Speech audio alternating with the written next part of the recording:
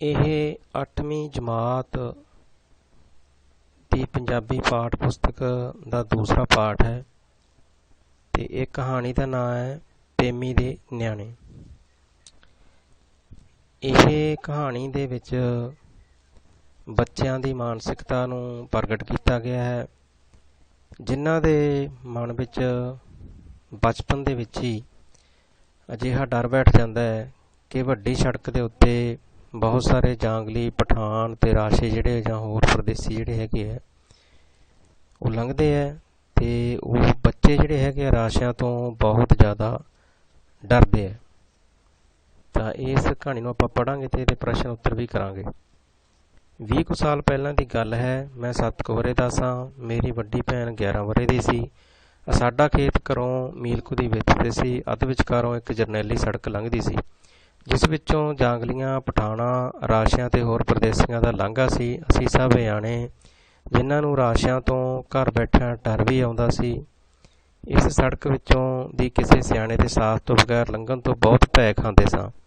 ਪਰ ਟਾਂਟਾ ਇਹ ਸੀ ਕਿ ਇੱਕ ਵੇਲੇ ਬਾਪੂ ਅਤੇ ਕਾਮੇ ਦੀ ਰੋਟੀ ਫੜਾਉਣ ਜ਼ਰੂਰ ਜਾਣਾ ਪੈਂਦਾ ਸੀ ਤੇ ਸਾਡੀ ਅਵਸਥਾ ਹਰ ਰੋਜ਼ ਇੱਕ ਮੁਸ਼ਕਲ ਘਾਟੀ ਲੰਘਣ ਵਾਲੀ ਹੁੰਦੀ ਸੀ। ਤਾਂ ਪਹਿਲੇ ਪਹਿਰੇ ਦੇ ਵਿੱਚ ਇਹ ਦੱਸਿਆ ਗਿਆ ਹੈ ਕਿ ਬੱਚਿਆਂ ਲਈ ਸਭ ਤੋਂ ਉਹਨਾਂ ਦਾ ਜਿਹੜਾ ਖੇਤ ਆ ਉਹ ਘਰੋਂ 1 ਮੀਲ ਦੀ ਵਿੱਤੇ ਸੀ, ਜਿਹੜਾ ਵਿੱਚੋਂ ਇੱਕ ਜਰਨੈਲੀ ਸੜਕ ਉਹਨਾਂ ਨੂੰ ਲੰਘਣਾ ਪੈਂਦਾ ਸੀ। ਉੱਥੇ ਉਹਨਾਂ ਨੂੰ ਡਰ ਸੀ ਕਿ ਉੱਥੇ ਪਠਾਨ ਤੇ ਰਾਸ਼ੇ ਹੋ ਸਕਦੇ ਹੈ।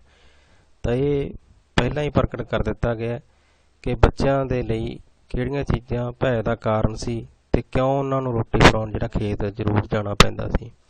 ਅਸੀਂ ਆਮ ਤੌਰ ਤੇ ਘਰੋਂ ਹੌਸਲਾ ਕਰਕੇ ਇਕੱਲੇ ਹੀ ਤੁਰ ਪੈਂਦੇ ਸਾਂ, ਪਰ ਜਦ ਸੜਕ 3 ਕੁ ਘੁਮਾਉਂ ਦੀ ਵਿੱਥ ਤੇ ਰਹਿ ਜਾਂਦੀ ਤਾਂ ਨਹਿਰ ਦਾ ਸੂਆ ਟੱਪਣ ਲੱਗੇ ਪਟੋਰਿਆਂ ਵਾਕਰ ਖਲੋ ਕੇ ਆਸੇ ਪਾਸੇ ਤੱਕਣ ਲੱਗ ਜਾਂਦੇ ਤਾਂ ਜੋ ਕਿਸੇ ਪਿੰਡੋਂ ਆਉਂਦੇ ਜਾਂਦੇ ਸਿਆਣੇ ਦੀ ਸ਼ਰਨ ਲੈ ਕੇ ਭੈ ਸਾਗਰ ਨੂੰ ਤਰਨ ਜੋਗੇ ਹੋ ਜਾਈਏ। ਲੇਖਕ ਆਪਣੇ ਬਚਪਨ ਦੀ ਗੱਲ ਨੂੰ ਯਾਦ ਕਰਦਾ ਦੱਸਦਾ ਹੈ ਕਿ ਉਹਨਾਂ ਨੂੰ ਕਿੰਨਾ ਡਰ ਲੱਗਦਾ ਸੀ ਤੇ ਉਹ ਸੋਚਦੇ ਸੀ ਕੋਈ ਪਿੰਡੋਂ ਆ ਜਾਵੇ ਜਾਂ ਕੋਈ ਲੰਘਦਾ ਟੱਪਦਾ ਮਿਲ ਜਾਵੇ ਤਾਂ ਉਹ ਸੜਕ ਪਾਰ ਕਰ ਸਕਣ।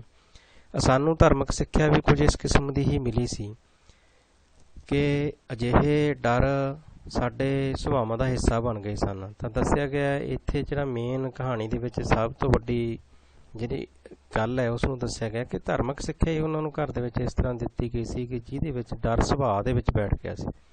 ਹਰ ਰੋਜ਼ ਸ਼ਾਮ ਨੂੰ ਅਸੀਂ ਘਰ ਸਿਆਲਾਂ ਕੋਲੋਂ ਨਰਕ ਸੁਰਗ ਦੀਆਂ ਕਹਾਣੀਆਂ ਸੁਣਦੇ। ਸੁਰਗ ਤਾਂ ਸਾਨੂੰ ਖੇਤ ਤੋਂ ਬਾਹਰ ਕਿਤੇ ਘੱਟ ਹੀ ਪ੍ਰਾਪਤ ਹੁੰਦਾ, ਪਰ ਨਰਕ ਦੇ ਹਰ ਥਾਂ ਖੁੱਲ੍ਹੇ ਗੱਫੇ ਮਿਲਦੇ।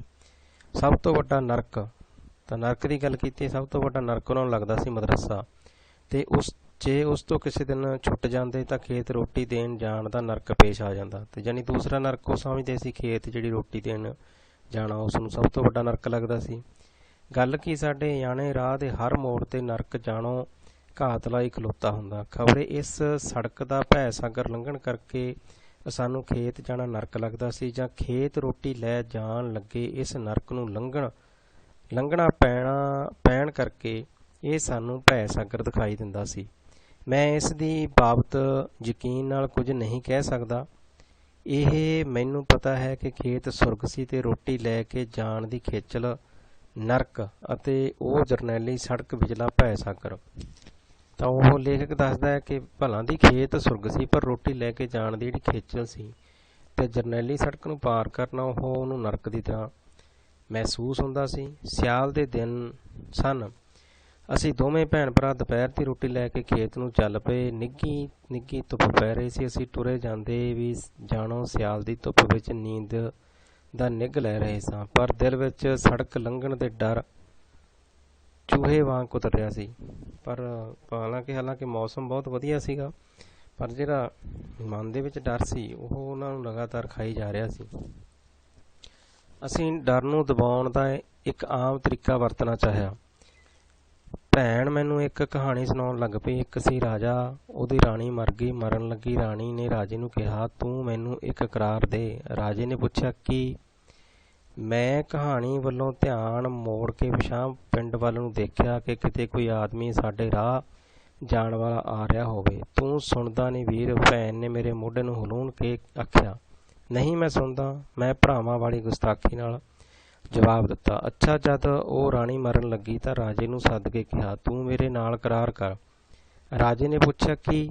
ਰਾਣੀ ਨੇ ਕਿਹਾ, ਤੂੰ ਹੋਰ ਵਿਆਹ ਨਾ ਕਰਾਈ। ਸੱਚ, ਮੈਂ ਦੱਸਣਾ ਭੁੱਲ ਗਈ, ਰਾਣੀ ਦੇ 2 ਪੁੱਤ ਤੇ 1 ਧੀ ਵੀ ਸੀਗੇ। ਸਾਨੂੰ ਰਾਜਾ ਤੇ ਰਾਣੀ ਆਪਣੇ ਮਾਂ-ਪਿਓ ਵਰਗੇ ਭਾਸਦੇ। ਜੇ ਸਾਡੀ ਮਾਂ ਮਰਨ ਲੱਗੇ ਸਾਡੇ ਪਿਓ ਨੂੰ ਵੀ ਇਹ ਵਚਨ ਦੇਣ ਲਈ ਆਖੇ, ਇਹ ਖਿਆਲ ਸਾਡੇ ਅਚੇਤ ਮਨ ਵਿੱਚ ਕੰਮ ਕਰ ਰਿਹਾ ਹੋਵੇ, ਮੈਨੂੰ ਉਹ ਧੀ ਆਪਣੀ ਭੈਣ ਲੱਗੀ ਤੇ ਉਹਦਾ ਪੁੱਤ ਆਪਣਾ ਆਪ। ਮੇਰੀ ਭੈਣ ਪਿੰਡ ਵੱਲ ਦੇਖ ਰਹੀ ਸੀ। ਸੁਣਾ ਗਾਹਾਂ, ਮੈਂ ਉਸਨੂੰ ਪਹਿਲੀ ਤਰ੍ਹਾਂ ਹੀ ਖਰਵੇ ਬੋਲ ਨਾਲ ਆਖਿਆ। ਰਾਣੀ ਨੇ ਕਿਹਾ, ਬਈ ਮੇਰੇ ਪੁੱਤ ਧੀ ਨੂੰ ਮਤਰੇਈ ਦੁੱਖ ਦੇਊਗੀ। ਭੈਣ ਨੇ ਹੋਰ ਵੀ ਮਿੱਠੀ ਤੇ ਹੋਰ ਵੀ ਤ੍ਰੀਮਤ ਬਣ ਕੇ ਦੱਸਿਆ। ਇਸ ਲਈ ਉਸਨੇ ਰਾਜੇ ਤੋਂ ਇਹ ਕਰਾਰ ਮੰਗਿਆ। ਰਾਜੇ ਨੇ ਕਿਹਾ, ਚੰਗਾ, ਮੈਂ ਕਰਾਰ ਦਿੰਦਾ। ਜਿਵੇਂ ਕਿਤੇ ਜੇ ਰਾਜਾ ਇਹ ਇਕਰਾਰ ਨਾ ਦਿੰਦਾ ਤਾਂ ਰਾਣੀ ਮਰਨ ਤੋਂ ਨਾ ਕਰ ਦਿੰਦੀ। ਭਾਵੇਂ ਅਸੀਂ ਦੋਹਾਂ ਨੇ ਇਹ ਸੁਣਿਆ ਹੋਇਆ ਸੀ ਕਿ ਦਿਨੇ ਕਹਾਣੀਆਂ ਪਾਉਣ ਨਾਲ ਰਾਹ ਭੁੱਲ ਜਾਂਦੇ ਹਨ, ਅਸਾਂ ਇੱਕ ਦੂਜੇ ਨੂੰ ਇਹ ਚੇਤਾਵਨੀ ਨਾ ਕਰਵਾਈ ਤੇ ਇਸ ਸੂਝ ਨੂੰ ਆਪਣੇ ਦਿਲਾਂ ਤੇ ਵਿਚਾਰਾਂ ਤੇ ਅਸਰ ਨਾ ਕਰਨ ਦਿੱਤਾ। ਪਰ ਰਾਜੇ ਨੇ ਝੱਟ ਹੀ ਦੂਜਾ ਵਿਆਹ ਕਰਵਾ ਲਿਆ।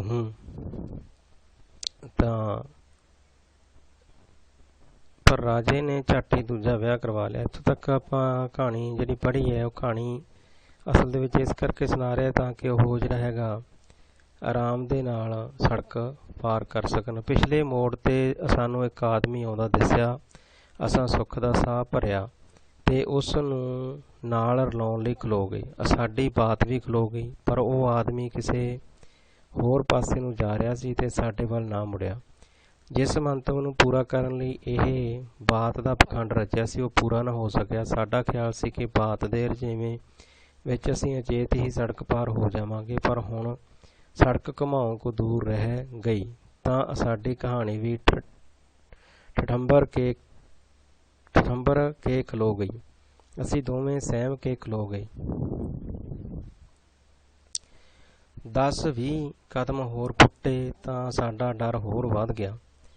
ਸੜਕ ਵਿੱਚ ਇੱਕ ਪਾਸੇ ਇੱਕ ਕਾਲੇ ਸੂਟ ਦਾ ਵਾਸਕਟ ਤੇ ਪਠਾਣਾ ਵਰਗੀ ਖੁੱਲ੍ਹੀ ਸਲਵਾਰ ਵਾਲਾ ਆਦਮੀ ਪਿਆ ਸੀ। ਤਾਂ ਬੱਚੇ ਤਾਂ ਪਹਿਲਾਂ ਹੀ ਡਰਦੇ ਸੀ, ਤੇ ਦੂਸਰਾ ਜਿਹੜਾ ਹੈਗਾ ਹੁਣ ਉਹਨਾਂ ਨੂੰ ਹੋਰ ਜ਼ਿਆਦਾ ਡਰ ਲੱਗਿਆ, ਕਿਉਂਕਿ ਉਹ ਤਾਂ ਪਹਿਲਾਂ ਹੀ ਰਾਸ਼ਾ ਤੇ ਪਠਾਣਾ ਤੋਂ ਡਰਦੇ ਸੀ। ਉਹਨਾਂ ਨੂੰ ਡਰ ਸੀ ਕਿ ਉਹ ਬੱਚਿਆਂ ਨੂੰ ਚੁੱਕ ਕੇ ਲੈ ਜਾਂਦੇ ਆ। ਤਾਂ ਹੁਣ ਉਹਨਾਂ ਨੂੰ ਇੱਕ ਜਿਹੜਾ ਹੈਗਾ ਆਦਮੀ ਪਿਆ ਦਿਖਿਆ, ਤਾਂ ਉਹ ਦੇਖ ਬੀਬੀ ਰਾਸ਼ਾ ਪਿਆ। ਉਸ ਆਦਮੀ ਨੇ ਪਾਸਾ ਪਰਤਿਆ। ਇਹ ਤਾਂ ਹਿਲਦਾ ਜਾਗਦਾ। ਮੇਰੀ ਭੈਣ ਨੇ ਸਹਿਮ ਕੇ ਆਖਿਆ, ਹੁਣ ਕੀ ਕਰੀਏ? ਇਹ ਆਪਾਂ ਨੂੰ ਫੜ ਲਊ। ਹੋਰ ਕੀ, ਉਸਨੇ ਜਵਾਬ ਦਿੱਤਾ। ਅਸੀਂ ਰਾਤ ਨੂੰ ਘਰੋਂ ਬਾਹਰ ਤਾਂ ਘੱਟ ਹੀ ਨਿਕਲੇ ਸਾਂ, ਪਰ ਇਹ ਸੁਣਿਆ ਹੋਇਆ ਸੀ ਕਿ ਜੇ ਡਰ ਲੱਗੇ ਤਾਂ ਵਾਹਿਗੁਰੂ ਦਾ ਨਾਂ ਲੈਣਾ ਚਾਹੀਦਾ ਹੈ, ਫਿਰ ਡਰ ਹਟ ਜਾਂਦਾ ਹੈ। ਆਪਾਂ ਵੀ ਵਾਹਿਗੁਰੂ ਵਾਹਿਗੁਰੂ ਕਰੀਏ। ਵਾਹਿਗੁਰੂ ਤੋਂ ਤਾਂ ਭੂਤ ਪ੍ਰੇਤ ਹੀ ਡਰਦੇ। ਆਦਮੀ ਨੇ ਹੀ, ਮੇਰੀ ਭੈਣ ਨੇ ਕਿਹਾ। ਮੈਂ ਮੰਨ ਗਿਆ। ਸੜਕ ਵਿੱਚ ਪਿਆ ਰਾਸ਼ਾ ਦਾ ਆਦਮੀ ਸੀ। ਉਹ ਰੱਬ ਤੋਂ ਕਦ ਡਰਨ ਲੱਗਾ ਸੀ। ਤਾਂ ਫੇਰ ਹੁਣ ਕੀ ਕਰੀਏ? ਅਸੀਂ 5-7 ਮਿੰਟ ਸਹਿਮ ਕੇ ਖਲੋਤੇ ਰਹੇ। ਹਾਲੇ ਵੀ ਸਾਡੇ ਦਿਲਾਂ ਵਿੱਚ ਆਸ ਸੀ ਕਿ ਕੋਈ ਆਦਮੀ ਇਸ ਰਾਸ਼ੀ ਨੂੰ ਡਰਾਉਣ ਵਾਲਾ ਸਾਡੇ ਨਾਲ ਆ ਮਿਲੇਗਾ ਤਾਂ ਮਿਲੇਗਾ, ਪਰ ਇਹ ਆਸ ਪੂਰੀ ਹੁੰਦੀ ਨਾ ਦਿਸੀ। ਅਸੀਂ ਇੱਕ ਦੂਸਰੇ ਦੇ ਮੂੰਹ ਵੱਲ ਤੱਕਦੇ ਰਹੇ, ਪਰ ਅਜਿਹੇ ਸਮੇਂ ਅਸੀਂ ਉਸ ਵੇਲੇ ਇੱਕ ਦੂਸਰੇ ਦੇ ਚਿਹਰਿਆਂ ਵਿੱਚ ਕੀ ਲੱਭ ਸਕਦੇ ਸਾਂ? ਸਾਡਾ ਭੁਲੱਪਣ, ਸਾਡੀ ਏਕਤਾ ਬੇਕਰਾਰ ਹੋਏ ਖਲੋਤੇ ਸਨ। ਕੁਝ ਮਿੰਟਾਂ ਬਾਅਦ ਮੇਰਾ ਰੋਣਾ ਨਿਕਲ ਗਿਆ। ਤਾਂ ਲੇਖਕ ਜਾਨੀ ਇੰਨਾ ਡਰ ਗਿਆ ਕਿ ਉਹ ਰੋਣ ਲੱਗ ਗਿਆ। ਮੇਰੀ ਭੈਣ ਨੇ ਪੱਲੇ ਨਾਲ ਮੇਰੇ ਅੱਥਰੂ ਪੂੰਝਦਿਆਂ ਆਖਿਆ, ਨਾ ਵੀਰ, ਰੋਣਾ ਕਿਉਂ ਹੈ? ਆਪਾਂ ਇੱਥੇ ਖੜੋਨੇ ਆ, ਹੁਣੇ ਪਿੰਡੋਂ ਕੋਈ ਆ ਜਾਊ। ਅਸੀਂ ਕੁਝ ਕਦਮ ਸੜਕ ਵੱਲ ਪੁੱਟੇ, ਫਿਰ ਖਲੋ ਗਏ ਤੇ ਫਿਰ ਉਹ ਹੀ 5 ਕਦਮ ਮੁੜ ਆਏ। ਅੰਤ ਮੇਰੀ ਭੈਣ ਨੇ ਕੁਝ ਵਿਚਾਰ ਬਾਅਦ ਕਿਹਾ, ਆਪਾਂ ਕਹਾਂਗੇ ਅਸੀਂ ਤਾਂ ਪੇਮੀ ਦੇ ਨਿਆਣੇ ਆ, ਸਾਨੂੰ ਨਾ ਫੜ। ਉਸ ਦੇ ਮੂੰਹ ਵਿੱਚ ਪੇਮੀ ਸ਼ਬਦ ਬੜਾ ਮਿੱਠਾ ਨਿਕਲਦਾ ਹੁੰਦਾ ਸੀ ਤੇ ਹੁਣ ਤਾਂ ਜਦ ਉਹ ਮੇਰੇ ਵੱਲ ਝੁਕ ਕੇ ਮੈਨੂੰ ਤੇ ਆਪਣੇ ਆਪ ਨੂੰ ਦਿਲਾਸਾ ਦੇ ਰਹੀ ਸੀ, ਉਹ ਖੁਦ ਪ੍ਰੇਮੀ ਬਣੀ ਹੋਈ ਸੀ। ਮੇਰੇ ਦਿਲ ਨੂੰ ਢਾਰਸ ਵੱਜ ਗਈ। ਰਾਸ਼ੇ ਨੂੰ ਜਦ ਪਤਾ ਲੱਗਾ ਕਿ ਅਸੀਂ ਪ੍ਰੇਮੀ ਦੇ ਨਿਆਣੇ ਹਾਂ ਤਾਂ ਉਹ ਸਾਨੂੰ ਕੁਝ ਨਹੀਂ ਆਖੇਗਾ, ਨਹੀਂ ਪਕੜੇਗਾ। ਜਿਵੇਂ ਕੰਬਦਾ ਚਿਹਰਾ ਤੇ ਥਿੜਕਦੇ ਪੈਰ ਵਾਹਿਗੁਰੂ ਵਾਹਿਗੁਰੂ ਕਹਿੰਦੇ ਸ਼ਮਸ਼ਾਨ ਭੂਮੀ ਵਿੱਚੋਂ ਗੁਜ਼ਰ ਜਾਂਦੇ ਹਨ, ਉਵੇਂ ਹੀ ਅਸੀਂ ਪ੍ਰੇਮੀ ਦਾ ਨਾਂ ਲੈ ਕੇ ਸੜਕ ਪਾਰ ਹੋ ਗਏ। ਰਾਸ਼ਾ ਉਸੇ ਤਰ੍ਹਾਂ ਪਿਆ ਰਿਹਾ। ਤਾਂ ਇਹ ਕਹਾਣੀ ਜਿਹੜੀ ਬੱਚਿਆਂ ਦੇ ਮਾਨਸਿਕ ਡਰ ਨੂੰ ਦਰਸਾਉਂਦੀ ਹੈ ਅਤੇ ਡਰ ਦੇ ਵਿੱਚ ਕਿਸ ਤਰ੍ਹਾਂ ਉਹ ਬੜੀ ਮੁਸ਼ਕਿਲ ਨਾਲ ਆਪਣੀ ਜਿਹੜੀ ਹੈਗੀ ਹੈ ਸੜਕ ਪਾਰ ਕਰਦੇ। ਹੁਣ ਆਪਾਂ ਜਿਹੜੇ ਪ੍ਰਸ਼ਨ ਇਹਦੇ ਉਹ ਦੇਖਾਂਗੇ। ਲੇਖਕ ਅਤੇ ਉਸਦੀ ਭੈਣ ਨੂੰ ਬਚਪਨ ਵਿੱਚ ਹਰ ਰੋਜ਼ ਕਿੱਥੇ ਜਾਣਾ ਪੈਂਦਾ ਸੀ। ਤਾਂ ਕਹਾਣੀ ਦੇ ਵਿੱਚ ਆਇਆ ਕਿ ਉਹਨਾਂ ਨੂੰ ਹਰ ਰੋਜ਼ ਖੇਤ ਰੋਟੀ ਦੇਣ ਜਾਣਾ ਪੈਂਦਾ ਸੀਗਾ। ਅਤੇ ਕਿਉਂਕਿ ਪਹਿਲੇ ਪਹਿਰੇ 'ਚ ਜਿਸ ਤਰ੍ਹਾਂ ਆ ਗਿਆ ਸੀ, ਆਪਾਂ ਤੁਹਾਨੂੰ ਦਿਖਾ ਵੀ ਦਿੰਦੇ ਇੱਥੇ ਕਿ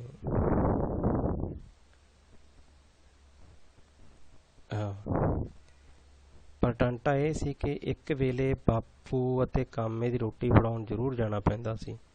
ਤਾਂ ਇਹ ਸੀਗਾ ਕਾਰਨ ਵੀ ਕਿਉਂ ਜਾਣਾ ਪੈਂਦਾ ਸੀ ਖੇਤ। ਬਾਪੂ ਤੇ ਕਾਮੇ ਦੀ ਜਿਹੜੀ ਰੋਟੀ ਲੈ ਕੇ ਜਾਣਾ ਪੈਂਦਾ ਸੀ। ਤਾਂ ਉਸ ਤੋਂ ਬਾਅਦ ਜਿਹੜਾ ਹੈਗਾ ਦੂਸਰਾ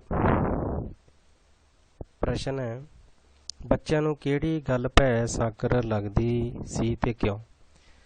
ਬੱਚਿਆਂ ਨੂੰ ਜਰਨੈਲੀ ਸੜਕ ਨੂੰ ਪਾਰ ਕਰਨਾ ਭੈ ਸਾਗਰ ਲੱਗਦਾ ਸੀ। ਕਿਉਂ ਲੱਗਦਾ ਸੀ? ਕਿਉਂਕਿ ਉਹਨਾਂ ਨੂੰ ਡਰ ਲੱਗਦਾ ਸੀ ਕਿ ਉੱਥੇ ਰਾਸ਼ੇ ਤੇ ਪਠਾਨ ਹੁੰਦੇ ਆ ਤੇ ਉਹ ਬੱਚਿਆਂ ਨੂੰ ਚੁੱਕ ਕੇ ਵੀ ਲੈ ਜਾਂਦੇ ਆ।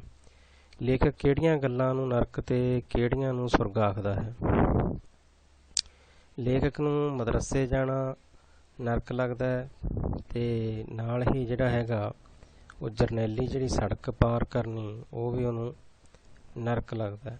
ਤਾਂ ਸਵਰਗ ਦਾ ਜਿਹੜਾ ਉਹਨੇ ਜ਼ਿਕਰ ਕੀਤਾ ਸੀ ਕਿ ਖੇਤ ਸੁਰਗ ਸੀਗਾ, ਪਰ ਖੇਤ ਰੋਟੀ ਲੈ ਕੇ ਜਾਣਾ ਉਹਨੂੰ ਨਰਕ ਲੱਗਦਾ ਸੀ। ਤਾਂ ਇਹ ਮਦਰਸਾ ਵੀ ਨਰਕ ਸੀ, ਇੱਥੇ ਆ ਗਿਆ ਸੀ ਜਿੱਥੇ ਤੀਰ ਦਾ ਨਿਸ਼ਾਨ ਹੈ। ਤੇ ਨਾਲ ਹੀ ਜਿਹੜਾ ਹੈਗਾ ਖੇਤ ਰੋਟੀ ਲੈ ਕੇ ਜਾਣਾ ਤੇ ਜਰਨੈਲੀ ਸੜਕ ਪਾਰ ਕਰਨਾ ਉਹ ਵੀ ਉਹਨੂੰ ਨਰਕ ਲੱਗਦਾ ਸੀ। ਉਸ ਤੋਂ ਬਾਅਦ ਅਗਲਾ ਜਿਹੜਾ ਪ੍ਰਸ਼ਨ ਹੈ ਉਹਦੇ ਵਿੱਚ ਆਪਾਂ ਦੇਖਦੇ ਹਾਂ ਕੀ ਲਿਖਿਆ। ਲੇਖਕ ਅਤੇ ਉਸਦੀ ਭੈਣ ਨੇ ਸੜਕ ਪਾਰ ਕਰਨ ਦੇ ਡਰ ਨੂੰ ਦਬਾਉਣ ਦਾ ਕਿਹੜਾ ਤਰੀਕਾ ਸੋਚਿਆ। ਉਹਨਾਂ ਨੇ ਇੱਕ ਕਹਾਣੀ ਸ਼ੁਰੂ ਕੀਤੀ ਸੀ। ਉਹ ਸੋਚਦੇ ਸੀ ਵੀ ਕਹਾਣੀ ਸੁਣਾਉਂਦੇ ਜਾਂ ਤਾਂ ਕੋਈ ਪਿੱਛੋਂ ਪਿੰਡੋਂ ਆ ਜਾਊਗਾ, ਉਹਦੇ ਨਾਲ ਰਲ ਕੇ ਸੜਕ ਪਾਰ ਕਰ ਲੈਣਗੇ, ਜਾਂ ਫਿਰ ਉਹ ਕਹਾਣੀ ਦੇ ਲਾਲਚ 'ਚ ਲੱਗੇ ਹੋਏ ਸੜਕ ਪਾਰ ਕਰ ਜਾਣਗੇ। ਤੇ ਉਸ ਤੋਂ ਬਾਅਦ ਆਹ ਪ੍ਰਸ਼ਨ ਹੈ, ਭੈਣ ਭਰਾ ਸੜਕ ਪਾਰ ਕਰਨ ਵਿੱਚ ਸਫਲ ਕਿਵੇਂ ਹੋਏ। ਜਦੋਂ ਕਹਾਣੀ ਨੇ ਉਹਨਾਂ ਦਾ ਸਾਥ ਨਾ ਦਿੱਤਾ ਤਾਂ ਅਖੀਰ ਜਦੋਂ ਲੇਖਕ ਰੋਣ ਲੱਗ ਪਿਆ ਤਾਂ ਉਹਦੀ ਭੈਣ ਨੇ ਕਿਹਾ ਵੀ ਆਪਾਂ ਉਸ ਰਾਸ਼ੇ ਨੂੰ ਕਹਿ ਦਿਆਂਗੇ ਕਿ ਅਸੀਂ ਤਾਂ ਪ੍ਰੇਮੀ ਦੇ ਨਿਆਣੇ ਹਾਂ। ਕਿਉਂਕਿ ਪ੍ਰੇਮੀ ਸ਼ਬਦ ਲੇਖਕ ਦੀ ਭੈਣ ਦੇ ਮੂੰਹੋਂ ਬੜਾ ਮਿੱਠਾ ਨਿਕਲਦਾ ਸੀ। ਤਾਂ ਇਸ ਤਰ੍ਹਾਂ ਉਹ ਇਹ ਲਾਲਚ ਦੇ ਵਿੱਚ ਜਾਂ ਇਹ ਵਿਚਾਰ ਦੇ ਵਿੱਚ ਹੀ ਸੜਕ ਪਾਰ ਕਰਨ ਵਿੱਚ ਸਫਲ ਹੋ ਗਏ। ਔਖੇ ਸ਼ਬਦਾਂ ਦੇ ਅਰਥ ਹੈ ਇਹ ਆਪਾਂ ਸਾਰੇ ਪੜ੍ਹ ਲੈਣੇ ਆ ਤੇ ਯਾਦ ਕਰਨ ਦੀ ਵੀ ਉਹਨਾਂ ਨੂੰ ਕੋਸ਼ਿਸ਼ ਕਰਨੀ ਹੈ। ਵੀਰ ਅਰਥ ਭਰਾ ਹੁੰਦਾ, ਪਠੋਰੇ ਮੇਮਣੇ ਜਾਂ ਲੇਲੇ ਆ, ਵਾਕਰ ਵਾਂਗ, ਭੈ ਸਾਗਰ ਭਾਵ ਸਾਗਰ। ਤੇ ਇਸ ਤੋਂ ਇਲਾਵਾ ਵਾਕਰ ਵਾਂਗ, ਭੈ ਸਾਗਰ ਭਾਵ ਸਾਗਰ, ਮਦਰਸਾ ਸਕੂਲ ਜਾਂ ਪਾਠਸ਼ਾਲਾ, ਕਰਾਰ ਕਰਾਓ, ਕੌਲ ਪਰਨ ਵਚਨ, ਟਟੰਬਰ ਕੇ, ਡੌਰ ਭੌਰ ਹੋ ਕੇ ਡਰ ਕੇ, ਘਮਾਉਂ ਕੂ, ਅੱਠ ਕਨਾਲਾਂ ਦਾ ਥਾਂ। ਤਾਂ ਇਸ ਤਰ੍ਹਾਂ ਹੋਰ ਵੀ ਔਖੇ ਸ਼ਬਦਾਂ ਦੇ ਅਰਥ ਦਿੱਤੇ ਹੋਏ ਆ, ਤੁਸੀਂ ਇਹ ਪੜ੍ਹ ਲੈਣੇ ਆ। ਉਸ ਤੋਂ ਬਾਅਦ ਵਾਕਾਂ ਦੇ ਵਿੱਚ ਵਰਤੋਂ ਦਿੱਤਾ ਹੋਇਆ ਹੈ। ਪਾਠ ਦੇ ਵਿੱਚੋਂ ਦੇਖ ਕੇ ਵਾਕਾਂ ਦੇ ਵਿੱਚੋਂ ਵਰਤੋਂ ਕਰ ਲੈਣੇ ਆ। ਮੁਸ਼ਕਿਲ ਘੱਟ ਹੀ ਹੁੰਦਾ ਹੈ। ਬਹੁਤ ਜ਼ਿਆਦਾ ਜਿਹੜੀ ਕਿਤੇ ਔਖੀ ਘੜੀ ਜਾਂ ਔਖੀ ਜਗ੍ਹਾ, ਔਖਾ ਸਥਾਨ ਜਿੱਥੋਂ ਡਰ ਲੱਗਦਾ ਹੋਵੇ। ਉਸ ਤੋਂ ਬਾਅਦ ਹੈ ਸ਼ਰਨ, ਕਿਸੇ ਦੀ ਸ਼ਰਨ ਦੇ ਵਿੱਚ ਚਲੇ ਜਾਣਾ। ਉਸ ਤੋਂ ਬਾਅਦ ਹੈਗਾ ਮੰਤਵ, ਉਦੇਸ਼, ਰੁਝੇਵਾਂ, ਰੁੱਝਿਆ ਹੋਇਆ, ਗੁਸਤਾਖੀ, ਗਲਤੀ, ਦਿਲਾਸਾ, ਆਪਣੇ ਆਪ ਨੂੰ ਹੌਸਲਾ ਦੇਣਾ, ਟਟੰਬਰ ਕੇ, ਡਰ ਕੇ, ਡੌਰ ਭੌਰ ਹੋ ਕੇ, ਹੈਰਾਨ ਹੋ ਕੇ, ਘਾਤ ਲਈ ਖਲੋਤਾ, ਹਮਲਾ ਕਰਨ ਲਈ ਲੁਕਿਆ ਹੋਇਆ। ਉਸ ਤੋਂ ਬਾਅਦ ਕੁਝ ਵਿਆਕਰਨ ਦਿੱਤੀ ਹੋਈ ਹੈ। ਇਹ ਵਿਆਕਰਨ ਆਪਾਂ ਤੁਹਾਨੂੰ ਅਲੱਗ ਤੌਰ 'ਤੇ ਕਰਾਵਾਂਗੇ। ਜਿਹਦੇ ਵਿੱਚ ਨਾਮ ਦਿੱਤਾ ਹੋਇਆ, ਨਾਮ ਤੁਸੀਂ ਇਸ ਤੋਂ ਪੜ੍ਹ ਵੀ ਲੈਣਾ ਕਿ ਨਾਮ ਕੀ ਹੁੰਦਾ ਹੈ। ਜਿਹਦਾ ਇੱਥੇ ਉੱਤਰ ਦਿੱਤਾ ਹੋਇਆ ਕਿ ਨਾਮ ਕਿਸੇ ਵਿਅਕਤੀ, ਵਸਤੂ, ਸਥਾਨ ਅਤੇ ਭਾਵ ਦਾ ਜਿਹੜਾ ਬੋਧ ਕਰਾਉਂਦਾ ਉਹਨੂੰ ਨਾਮ ਕਹਿੰਦੇ ਆ। ਨਾਮ ਦੇ 5 ਪ੍ਰਕਾਰ ਇੱਥੇ ਦਿੱਤੇ ਗਏ ਆ। ਤਾਂ 5 ਪ੍ਰਕਾਰ ਜਿਹੜੇ ਹੈਗੇ ਆਪਾਂ ਡਿਟੇਲ ਨਾਲ ਤੁਹਾਨੂੰ ਇਹਨੂੰ ਅਲੱਗ ਤੋਂ ਇੱਕ ਪਾਵਰ ਪੁਆਇੰਟ ਪ੍ਰਜੈਂਟੇਸ਼ਨ ਦੇ ਨਾਲ ਸਮਝਾਵਾਂਗੇ। ਅਖੀਰ 'ਤੇ ਲਿਖਿਆ, ਬੱਚੋ ਆਪਣੇ ਨਾਲ ਵਾਪਰੀ ਜਿਹੀ ਦਿਲਚਸਪ ਘਟਨਾ ਨੂੰ ਆਪਣੇ ਸ਼ਬਦਾਂ ਵਿੱਚ ਲਿਖੋ। ਕੋਈ ਤੁਹਾਡੇ ਨਾਲ ਅਜਿਹੀ ਡਰ ਵਾਲੀ ਘਟਨਾ ਵਾਪਰੀ ਹੋਵੇ ਤਾਂ ਉਦੋਂ ਤੁਸੀਂ ਆਪਣੇ ਸ਼ਬਦਾਂ ਵਿੱਚ ਆਪਣੀ ਕਾਪੀ 'ਤੇ ਲਿਖਣਾ ਹੈ। ਧੰਨਵਾਦ।